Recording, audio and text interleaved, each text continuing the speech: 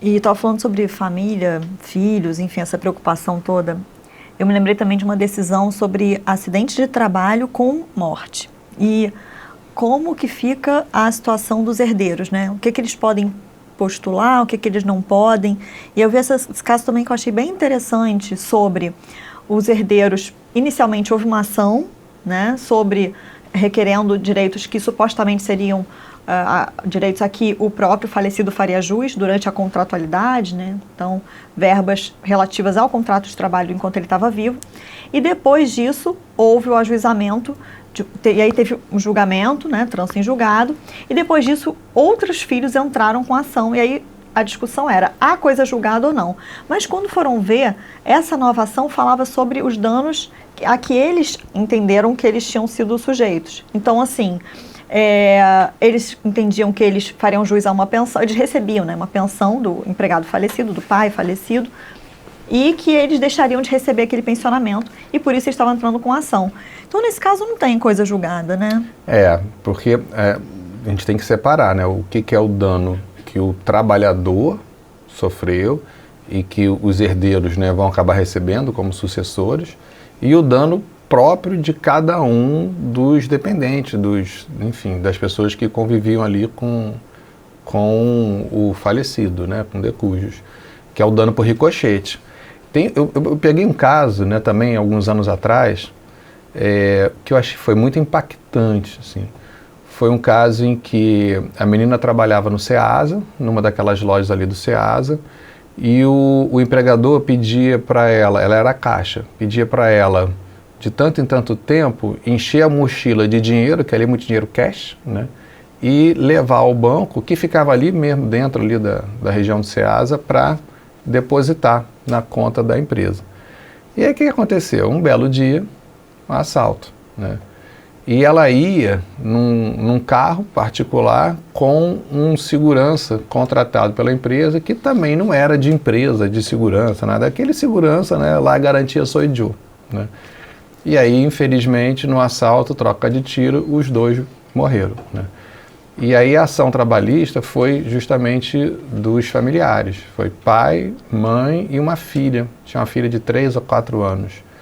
E o pai e a mãe da empregada, né? Ela tinha 23 anos. Nossa. Foi um negócio assim muito...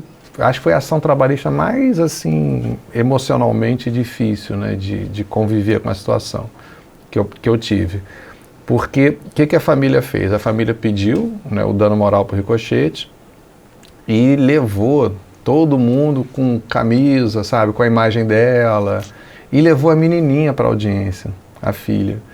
E eu me lembro assim que tentamos acordo ali e tal, não deu certo. Aí quando começou a audiência, eu falei, olha, agora a gente vai começar os depoimentos, né, uma situação, a gente vai ter que reviver tudo aquilo, né, leva a menina para ficar lá no meu gabinete, tira ela da sala da audiência e tal. Aí os avós, não, a gente quer que ela participe de tudo. Eu falei, acho que não é adequado, né? Porque alguma coisa pode ser falada aqui, ela pode ficar triste e tal. Não, a gente faz questão. Eu falei, então, ok. Aí quando começou a audiência, que eu olhei para a menininha, ela dormiu. Aí eu pensei, tem certas coisas assim, né, que são fantásticas, né? E aí fizemos a audiência inteira, ela lá dormindo, então ela não ouviu nada, não precisou reviver nada daquilo. Mas foi exatamente um caso desses. E também é muito difícil. Quanto vale isso? Quanto vale para uma filha de 4 anos a morte de uma mãe, numa circunstâncias em que realmente o empregador ali estava equivocado, né?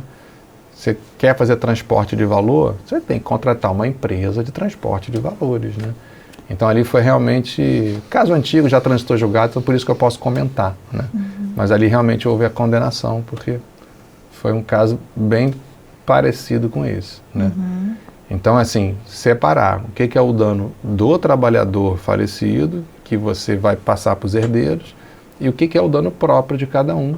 E a competência, o STF aí não tirou da Justiça do Trabalho, né? Temos súmula vinculante dizendo que a competência é da Justiça do Trabalho, mesmo o dano por ricochete. o que eu vi agora mais recente nas mídias, falando sobre o caso da família do produtor da Marília Mendonça, né, que estava com ela no avião e que, enfim, também faleceu. Mas eles, pelo que eu vi no noticiário, falava sobre o pedido ser só referente aos direitos a que ele supostamente faria jus como trabalhador, né? Na verdade, eles estão pedindo vínculo empregatício e tudo mais, porque ele seria PJ.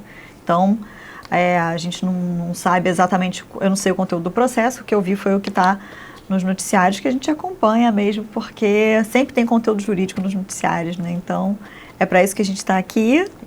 Mas esse caso eu não vou comentar, porque como é uma ação que está em andamento, e sou professor, mas sou juiz, eu tenho certas restrições, né? O Código de Ética da Magistratura tem algumas restrições e essa é uma delas. Eu não posso comentar casos que estão em andamento, senão você acaba influenciando, né? Pode acabar influenciando, enfim.